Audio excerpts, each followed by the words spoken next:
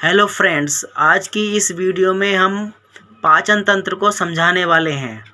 जैसे कि पिछली वीडियो में हमने पाचन तंत्र का चित्र आसान तरीके से बनाना सिखाया था। आज हम पाचन तंत्र को पूर्ण रूप से समझाएंगे व्याख्या सहित कि पाचन तंत्र में कौन कौन से अंग आते हैं और किस अंग में कौन कौन सी क्रिया होती है। तो सारा हम आज समझाने वाले हैं, तो वीडियो को लास्ट तक ज़रूर देखेंगे और बिल्कुल आसान तरीके से सीखेंगे पाचन तंत्र। तो जैसे कि हमने चित्र में देख रहे हैं कि पाचन तंत्र का चित्र बना हुआ है और इस चित्र में पाचन तंत्र के अंतर्गत 5 भाग आते हैं। पहला होता है मुख एवं मुख गुहिका, दूसरा होता है ग्रसनी, तीसरा होता है ग्रासनली, चौथा होता है आमाशय, पांचवा होता है छोटी आंत और छठे होता है बड़ी आंत। और मलाशय गुदा ये अलग भाग हैं, लेकिन कुल पाचन तंत्र में 6 भाग आते हैं। तो सबसे पहला भाग है इसमें मुख एवं मुख गुहिका।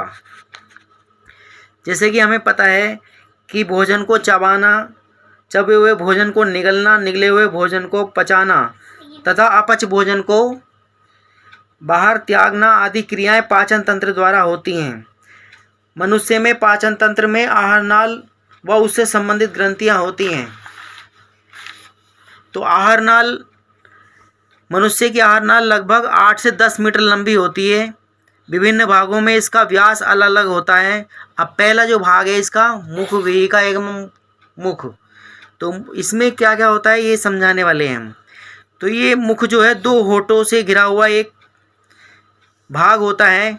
मुख में 32 दांत होते हैं। अब दांतों की संख्या सभी में समान नहीं होती है।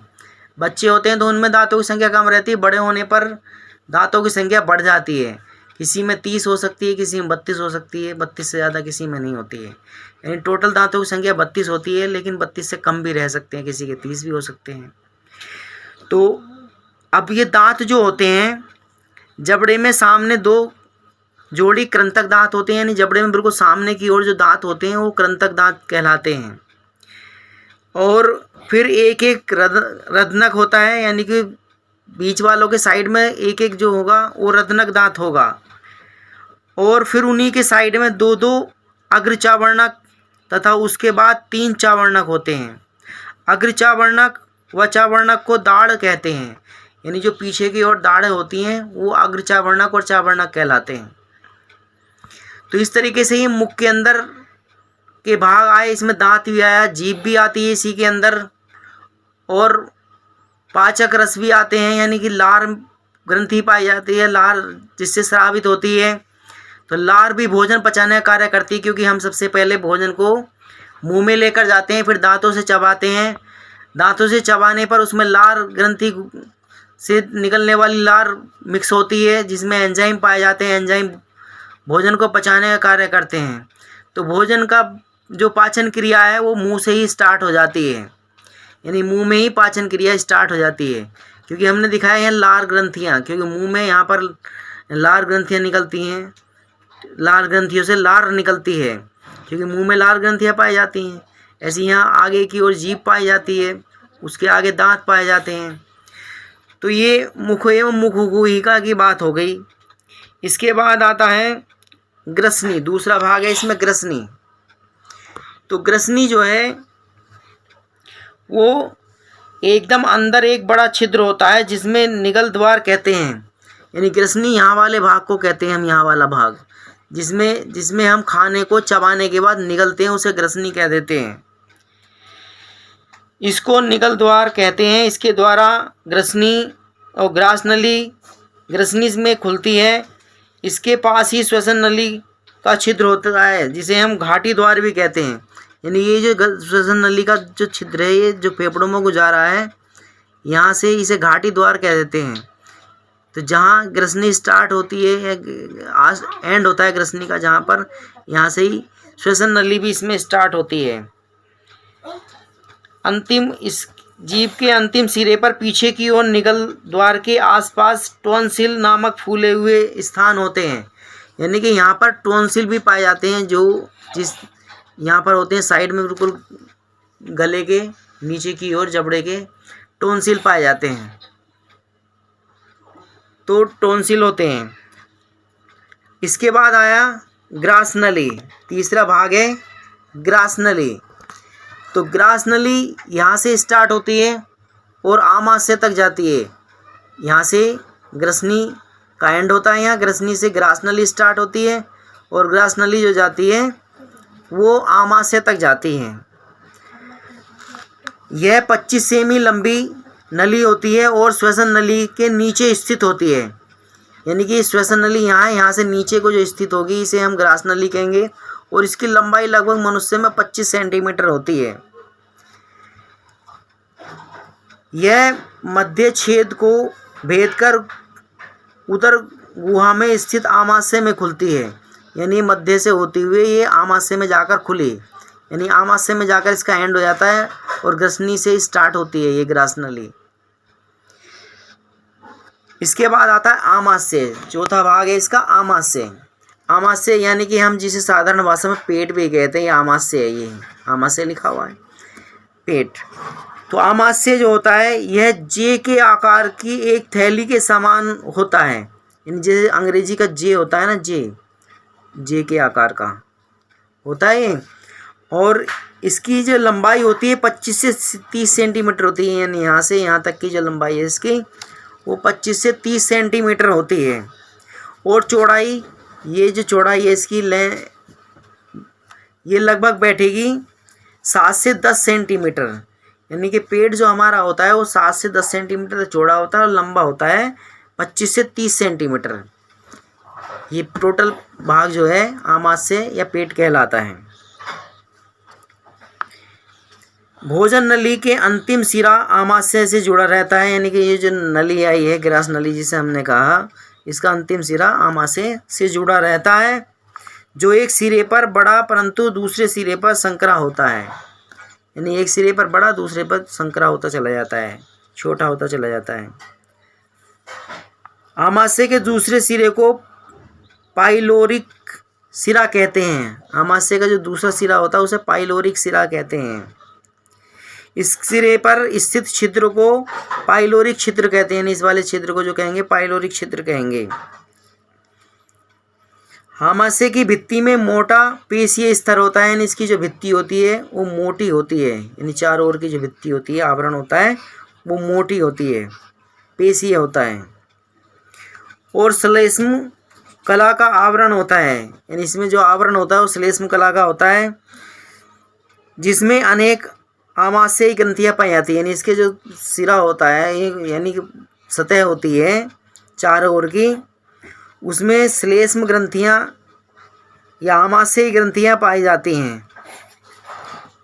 इनसे जठर रस निकलता है। यानी इन ग्रंथियाँ पाई जाती हैं, इनके सिरे मतलब चारों ओर जो त्वचा होती है इनसे जो ग्रंथियाँ पाई जाती हैं, इनसे जठर रस निकलता है, जो भोजन आता है उसे पचाने का कार्य करता है। यानी भोजन को पचाने का कार्य जठर रस करता है। बहुत सारे उसमें एंजाइम पाए जाते हैं जठर रस में। जैसे क्या, इसमें आमाशयी ग्रंथियों में 3 प्रकार की कोशिका मुख्य होती हैं। पेप्टिक या जाइमोसेनिक कोशिकाएं। दूसरा इसमें ऑक्जेटिक या पैराइटल कोशिका जो HCl का स्रावण करती है। यानी कि इसी की जो सतह होती है इस पर जो दूसरी ग्रंथि पाई जाती है ऑक्जेटिक या पैराइटल कोशिकाएं जो HCl को स्रावित करती हैं। और HCl ही मुख्य रूप से भोजन को अम्लीय करता है और पचाता है। अम्लीय माध्यम नहीं होगा तो भोजन पच ही नहीं पाएगा, पेट में ऐसे ही पड़ा रहेगा। यदि HCl ना निकले इस ग्रंथि से तो हमारे शरीर में भोजन नहीं पच पाएगा, वो ऐसे ही पड़ा रहेगा 6-7 घंटे, 10-20 घंटे, पच ही नहीं पाएगा। बहुत स्लो प्रोसीजर चलेगी पाचन क्रिया की। इसलिए HCl ही मुख्य पाचक रस होता है जो भोजन को अम्लीय करके पचाने का कार्य करता है। और तीसरा होता है म्यूकस कोशिकाएं जो म्यूकस बनाती हैं। इसमें आमाशय के अंदर भोजन का पाचन होता है। यानी म्यूकस ग्रंथियाँ भी यहीं पाई जाती हैं जिनसे म्यूकस निकलता है और ये भोजन को पचाने का कार्य करता है। तो इसमें 3 प्रकार की आमाशय में 3 प्रकार की ग्रंथियाँ पाई जाती हैं, उनसे 3 प्रकार के रस निकलते हैं, ठीक है, जो भोजन को पचाने का कार्य करते हैं। इसके बाद जो स्टार्ट होती है, यहाँ से स्टार्ट होती है ये छोटी आंत। छोटी आंत यहाँ से स्टार्ट होती है, यहाँ के बाद छोटी आंत स्टार्ट हो जाती है। ये लिखा है हमने यहाँ पर, ये ग्रहणी या छोटी आंत, ठीक है। तो छोटी आंत जो होती है यह ग्रहणी के निचले भाग से प्रारंभ होती है, यानी ये वाला जो भाग है ग्रहणी कहलाता है, इसके निचले भाग से छोटी आंत स्टार्ट हो जाती है। यह नली लगभग 6 से 7 मीटर लंबी होती है। यह कुंडलित यानी अवस्था में, कुंडली मतलब कुंडली मारकर यानी घेरे में के रूप में रहती है इसके अंदर, और जिसमें पाचक आंतरिक रस निकलता रहता है। इसकी भित्ति के में अनेक छोटे छोटी अंगुली के आकार के रसांकुर होते हैं, यानी इसमें जो ये छोटी आंत होती है इसके अंदर छोटी छोटी उंगली के आकार के रसांकुर होते हैं। ये रसांकुर जो है भोजन को अवशोषित करने का कार्य करते हैं, यानी भोजन के अंदर जो पदार्थ पाए जाते हैं जिन्हें शरीर की आवश्यकता होती है, उन पदार्थों को अवशोषित करने का कार्य ये रसांकुर करते हैं। तो ये छोटी आंत के अंदर पचा हुआ भोजन जाता है, और जो पचा हुआ भोजन होता है इसमें जो पोषक तत्व होते हैं जैसे प्रोटीन, वसा या और भी पाचक रस पाए जाते हैं, तो उन्हें अवशोषित करने का, जो हमारे शरीर की आवश्यकता होती है उन्हें अवशोषित करने का कार्य जो है छोटी आंत करती है। और इसमें जो है रसांकुर पाए जाते हैं जो छोटी छोटी उंगलियों के आकार के होते हैं, वो भोजन से अपनी जो पोषक तत्व होते हैं उन्हें अवशोषित कर लेते हैं। फिर यहाँ से भोजन जाता है बड़ी आंत में, ये स्टार्ट हो जाती है बड़ी आंत, इसे हमने कोलन या बड़ी आंत कहा। तो ये यहाँ छोटी आंत यहाँ पर जुड़ी बड़ी आंत में, और यहाँ से बचा हुआ भोजन जो है यहाँ होता हुआ गुदा द्वार से बाहर निकलता है। बड़ी आंत यह अधिक चौड़ी होती है और इसकी लंबाई 1.5 मीटर के लगभग होती है। यह छोटी आंत एक छोटे सी थैली जैसे भाग में खुलती है, यानी छोटी आंत जहाँ खुली इसे छोटा सा थैला जैसे भाग कहा। इस भाग को हम सीकम कहते हैं, और इसका ये वाला सिरा बंद होता है जिसे हम क्रमिरूप परिशेषिका कह देते हैं। तो इस वाले भाग को हमने सीकम कहा, और ये क्रमिरूप परिशेषिका है जो लास्ट बार बंद हो रहा है। यहाँ को स्टार्ट हो जाती है, इधर से बंद रहती है यहाँ से। संकरी व अंधी नली के रूप में एक और निकलता रहता है, इसे क्रमिरूप परिशेषिका कह देते हैं। यानी ये जो एक अंधी नली के रूप में निकला हुआ है बंद नली के रूप में, इसे हमने क्रमिरूप परिशेषिका कहा है। इसमें से जो पोषक तत्व अवशोषित कर लिए, अब वेस्ट मटेरियल जो है वो यहाँ बड़ी आंत में आता है। यहाँ बड़ी आंत जो है इसमें से पानी का अवशोषण करती है और पानी को अवशोषित कर लेती है, और बाकी जो अपच भाग रह जाता है वो मल के रूप में यहाँ से गुदा द्वार से बाहर निकल जाता है। तो ये बड़ी आंत हो गई, और इसका जो लास्ट भाग है ये गुदा द्वार कहलाएगा, और ये गुदा कहलाती है। यहाँ से मल त्यागता है मनुष्य, यानी कि जो अपच भोजन या अपशिष्ट पदार्थ थे वो उन्हें बाहर निकाल दिया जाता है मल द्वार से या गुदा द्वार से। तो ये बड़ी आंत हो गई। अब ये मलाशय क्या है, यानी ये जो भाग है मलाशय कहा गया है इसे, ये मल द्वार कहा गया है। ये क्या है, यह एक बड़ी आंत का ही अंतिम भाग है। यह लगभग 7 से 8 इंच लंबा होता है। यह भोजन से केवल जल का अवशोषण करता है, यानी ये जो करती है यहाँ पर आकर लास्ट में भोजन से जल का अवशोषण कर लेते हैं। यह अपच भोजन को विष्ठा के रूप में शरीर से बाहर निकाल देते हैं। अपच भोजन जो रह जाता है इसे बाहर निकालने का कार्य ये करते हैं गुदा द्वार, ये गुदा। तो ये इस तरीके से ये पूरा भोजन का पाचन हुआ। यहाँ से मुख से स्टार्ट होता है पाचन, मुख से स्टार्ट होकर मुख में ही यहाँ पाचन क्रिया स्टार्ट हो जाती है। दांत चबाते हैं, जीभ भोजन को पलटती है, और उसमें से यहाँ ग्रंथियों में से पाचक रस निकलते हैं, लार ग्रंथियों में से, और भोजन में मिक्सचर होकर यहाँ से ग्रसनी से नीचे ग्रास नली में आते हुए आमाशय में आते हैं। आमाशय में बहुत सारे पाचक रस निकलते हैं। इधर यहाँ पर दिखाई दे रहा है तुम्हें पित्ता से, यहाँ से पित्त रस निकलता है, और ये यकृत है। और यहाँ से फिर ये छोटी आंत स्टार्ट हो जाती है। छोटी आंत में भोजन को अवशोषित, जो पोषक तत्व होते हैं उन्हें अवशोषित कर लिया जाता है। यहाँ से बड़ी आंत में जाता है, ये ये परिक्रमी रूप परिस्थिति का है। ऊपर यहाँ से भोजन अपच भोजन जो है यहाँ से होता हुआ बाहर गुदा द्वार से निकल जाता है। तो ये पूरी पाचन क्रिया हुई और यही बहुत आसान तरीके से हमने समझाने की कोशिश करी है और मैं उम्मीद करता हूँ कि आपको भी ठीक से समझ में आया होगा। थैंक यू, धन्यवाद।